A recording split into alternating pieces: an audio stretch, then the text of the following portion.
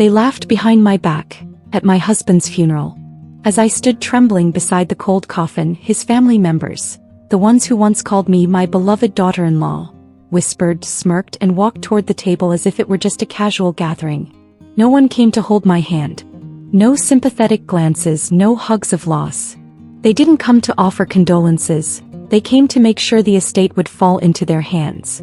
I stood there in a room full of people completely alone.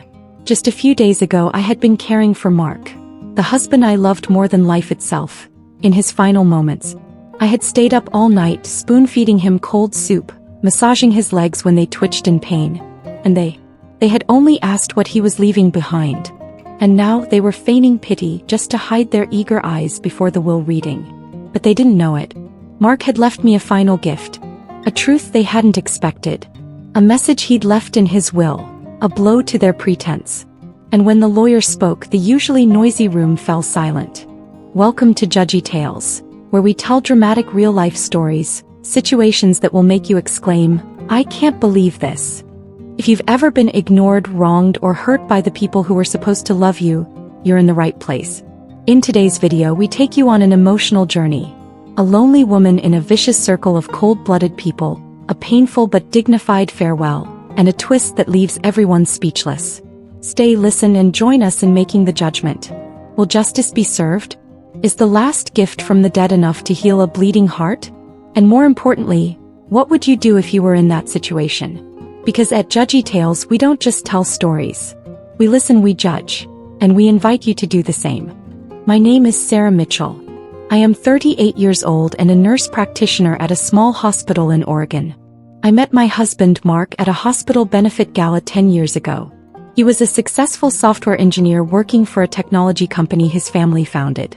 At first, I thought Mark was cold because he was quiet, reserved, and seemed to keep his distance from everyone.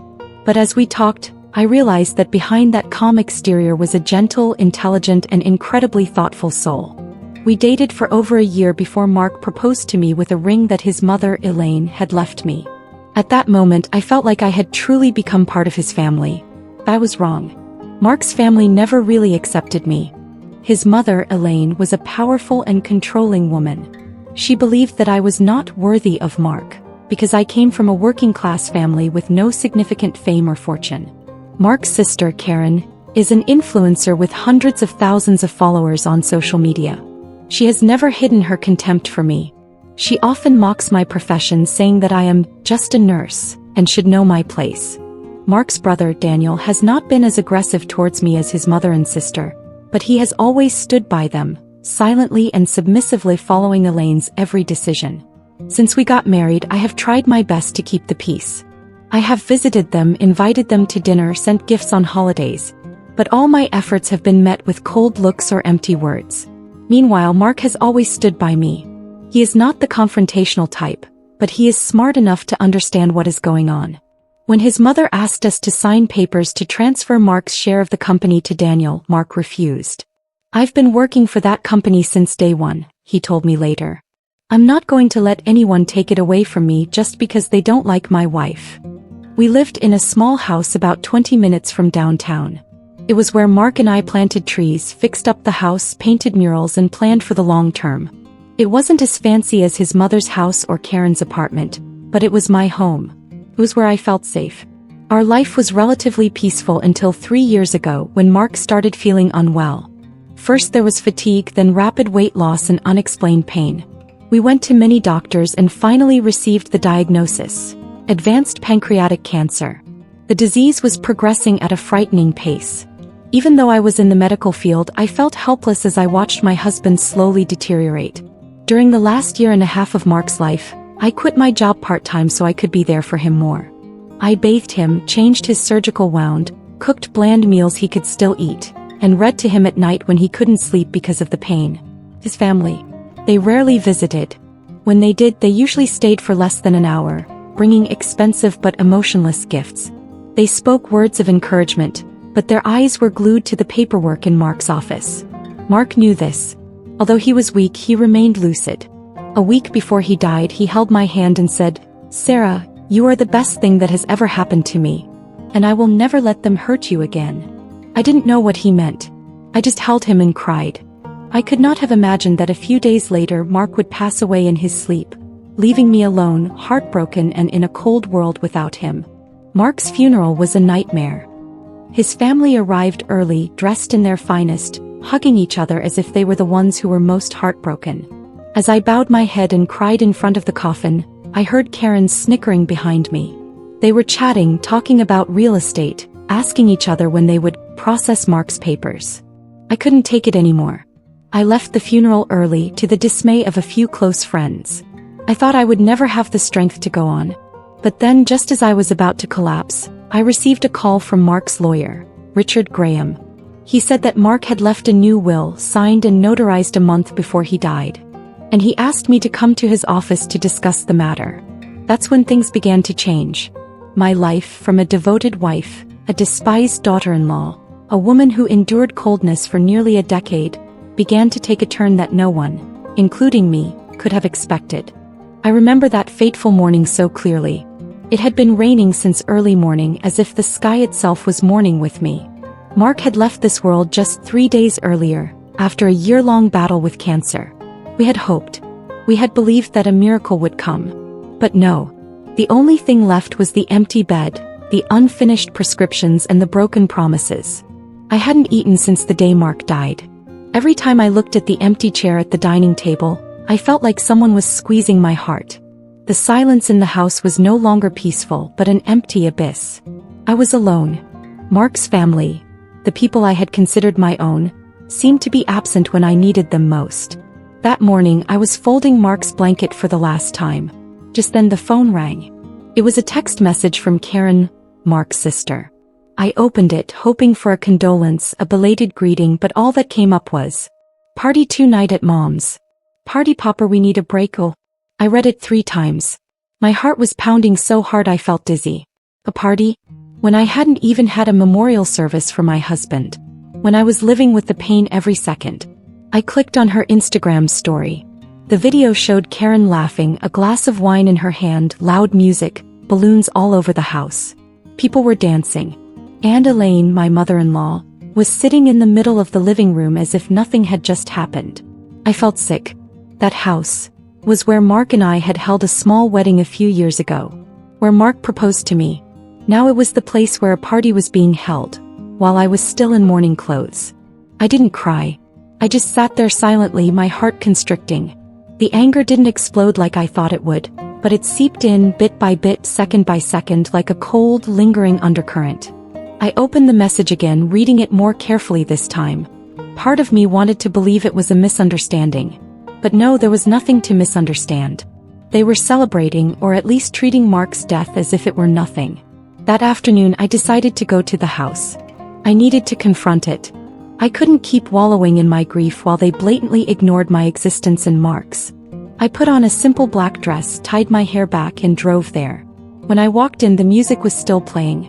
Karen saw me first, her eyes widening for a second before returning to normal. "Oh, you're here? I thought you were grieving," she smiled faintly, pouring more champagne. I didn't answer. My eyes swept over the familiar yet unfamiliar faces. Mark's brother Daniel was laughing with a friend. Elaine was wearing the velvet jacket she reserved for formal occasions. No one saw me as a widow. I was an outsider, an uninvited guest. This party is meant to lighten the mood. Mark doesn't want people to be sad, does he? Elaine said when I looked in her direction. I walked over, stopping in front of them. Mark's been gone less than a week. I haven't even had a memorial service yet. And this is what you call relieving? Karen laughed. "Oh, come on, Sarah. Don't make a big deal out of it. You know Mark. He's not a sad person."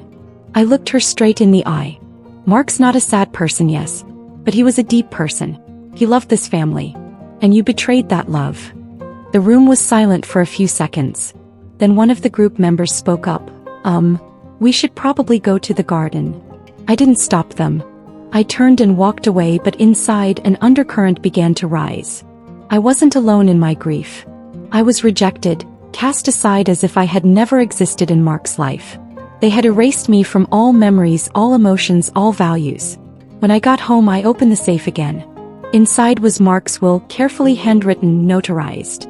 I had never read it carefully because for me Mark's departure was the greatest loss. But at that moment I knew I needed to see it. I needed to know if Mark had left me anything, not material things but something that would prove that I had been in his life until the very end. I opened the envelope with trembling hands. The paper was old but the handwriting was still clear. In it Mark had written, "To my beloved wife, Sarah. You are the light of my life. If you are reading this, it means I have not kept my promise to be with you forever. But I want you to know that everything that belongs to me, the house, the accounts, the company shares, is yours.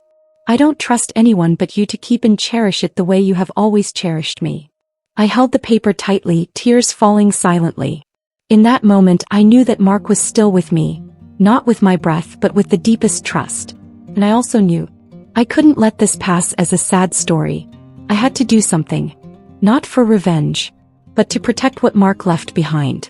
To affirm that I was not invisible. 2 days later I went to the office of Mark's lawyer, Mr. Richard Graham. When I handed him the will, he read it silently and nodded. "This is a legal copy, fully signed and notarized. If you're ready, we can proceed to confirm the inheritance and notify the relevant parties." I nodded.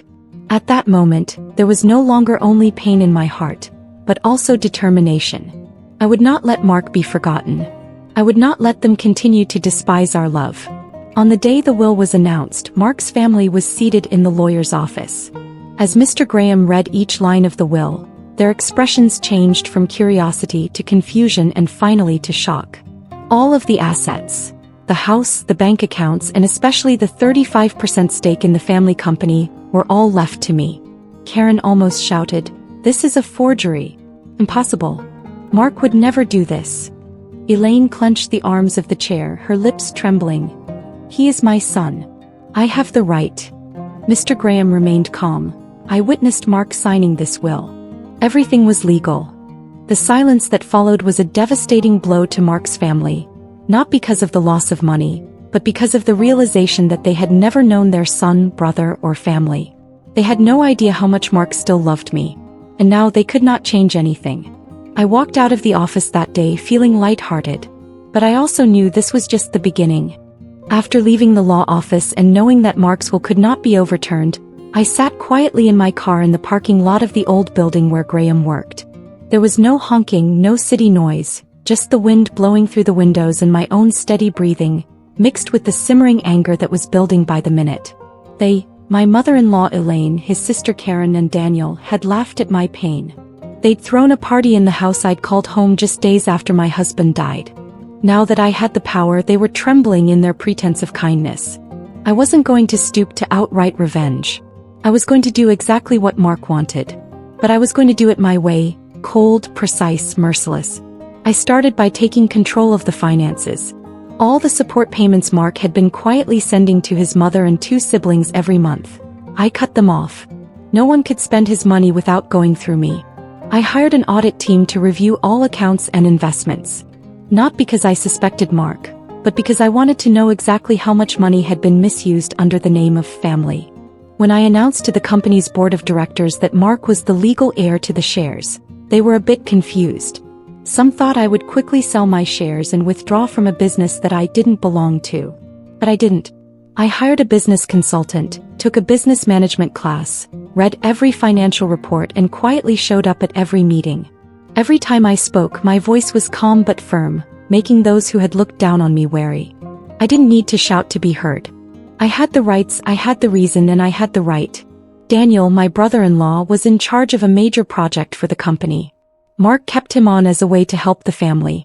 But I quickly realized that Daniel had no real ability. He lived off the title of CEO's brother. I didn't fire him right away. Instead, I transferred him to a small branch in the suburbs far from the center. There he had to report directly to a new team leader, one who didn't care about any relationships. Karen, who used to call me the boring wife, had been a small influencer on social media thanks to Mark's tacit support. Media investments, sponsorship deals. I cut all that support. Her social media accounts began to decline. Without a marketing budget, without sponsored products, her image faded into the virtual world she once dominated with fake, glamorous photos. And Elaine, my mother-in-law, the woman who always thought I wasn't good enough for her son, that I was just a shadow. She used to mock me when I broke down in tears at the funeral, saying, "Don't overdo it, everyone has to die." Now, when Mark's support was gone, she was forced to sell off some of her personal assets to maintain the lavish lifestyle she was used to. She tried to convince me to be sympathetic, citing maternal love, citing morality. But she didn't know that true morality begins with not trampling on other people's pain. I don't go online to denounce anyone. I don't write articles about my plight. But I leave my mark in my own way. I had a small charity named Mark, which supports young widows who have lost their husbands to illness. Every time a case is funded, Mark's name is mentioned again. No longer a forgotten son, brother, or husband, but a symbol of kindness and loyalty. I also returned to the old house, where they used to have parties. I didn't tear it down, I didn't burn it down like in revenge movies. I renovated it. Every photo, every old thing was thrown away, replaced with something meaningful. The living room that once filled with music when I was in morning clothes is now a study, where I put Mark's favorite books. I live there. And every time I see the scene, I no longer feel pain. I feel justice. I didn't ask them to apologize. But then one day Daniel sent me a long email. He said he never really thought I could be this strong. That he was wrong to think I was just a stay-at-home wife, that the way I faced everything made him look at himself. Karen said nothing. But I knew when she took down all the social media posts that were mean to me, that was the quietest confession. Social media never forgets, but her silence was her way of admitting defeat. And Elaine, she sent me an old album. In it were photos of Mark from childhood to adulthood. A folded piece of paper stuck in it, simply saying, "I thought you were an outsider. I was wrong. Thank you for loving him." I didn't reply, but I kept the album. Because in it was Mark, and a past I thought I could never touch. This story isn't to teach anyone a lesson, it's to remind them. Sometimes the best response isn't to retaliate but to stand firm. Not to prove that you're stronger, but to stay true to what the person you love believes in. I don't need to win them over. I just need to protect Mark. To the end. As Attorney Graham's deep voice resounded in the silent room, I could hear the heavy breathing of each person sitting there. Each word in Mark's last will was like a slow but precise knife, cutting through the veil of lies that they, my husband's family, had worn throughout his lifetime. They thought he would leave quietly, leaving everything in their hands as a default gift from fate. But they were wrong. Very wrong. Mark left everything to me. Not just his property, his house, but also his last words. A respectful and loving last words to his wife who they had despised, isolated, and laughed at in her own grief. He didn't just leave behind property, he left behind justice. And that changed everything. Karen, the sister-in-law with her luxurious silk dress and constant contemptuous smile, now had a face as white as a sheet.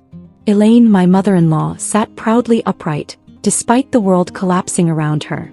Mark's younger brother Daniel, who had once sarcastically said, "I knew my brother loved you, but I didn't know it was so blind," could only bow his head, straining his body as if he were enduring a wordless pain. I didn't need to say anything more. My silence was the final blow to the facade they had tried to maintain. When Graham finished reading the will, his eyes softened toward me. I nodded, filled with a mixture of pain, satisfaction, and regret. Mark was gone.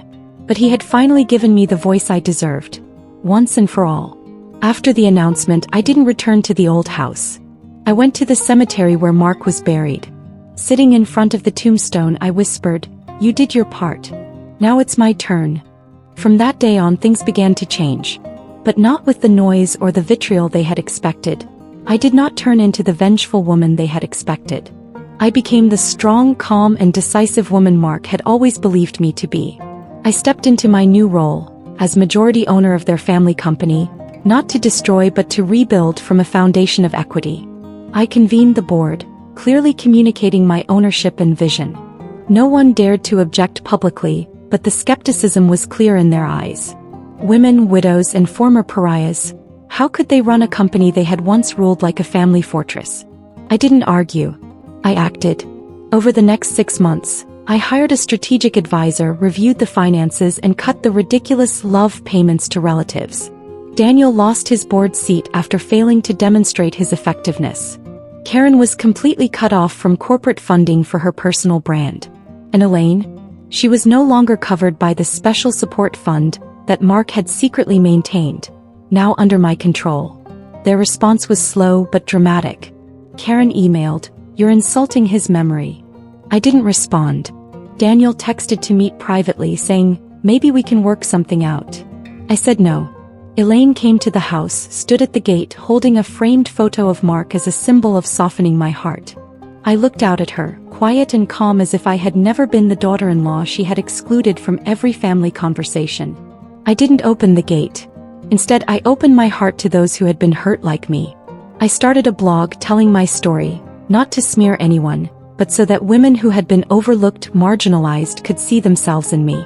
The stories were shared, commented on, spread. And I understood that Mark had not just left behind a fortune. He had left me an opportunity to speak for thousands of people who had been silenced. A year later, I held a memorial service for Mark. Not in the cemetery, not in his cold family home, but in the company he had helped build.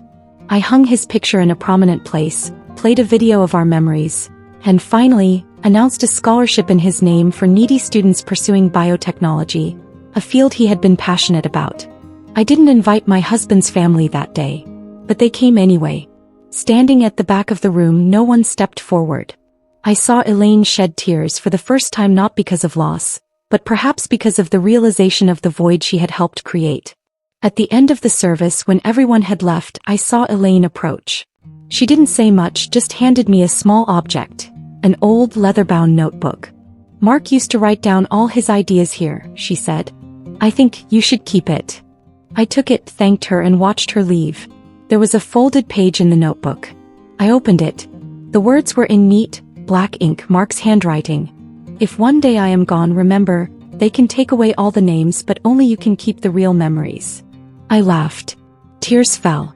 The story did not end with the collapse of a family, but with a rebirth, of a woman who had been buried in tragedy, now standing up, strong, clear, and without anyone to give her value. I did not just take everything back. I took myself back. So, now I want to hear from you. Those who are watching this video, those who have experienced or witnessed similar situations, or simply those who are interested in real-life emotional stories. What would you think if you were in my situation? How would you react when your husband/wife's family deprived you of respect and empathy when you were in pain? The first judgment I want to make.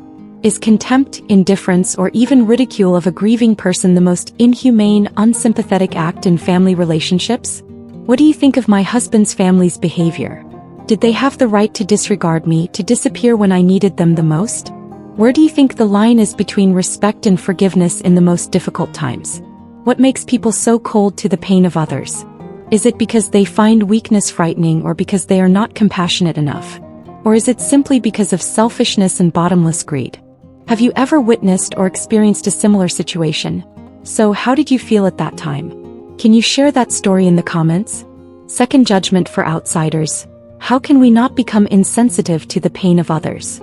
In our daily lives, we often unintentionally or intentionally forget that behind every pain is a story, a person who needs to be shared. What do you think about the role of society in promoting empathy and mutual respect? We also need to talk about the role of justice in this story.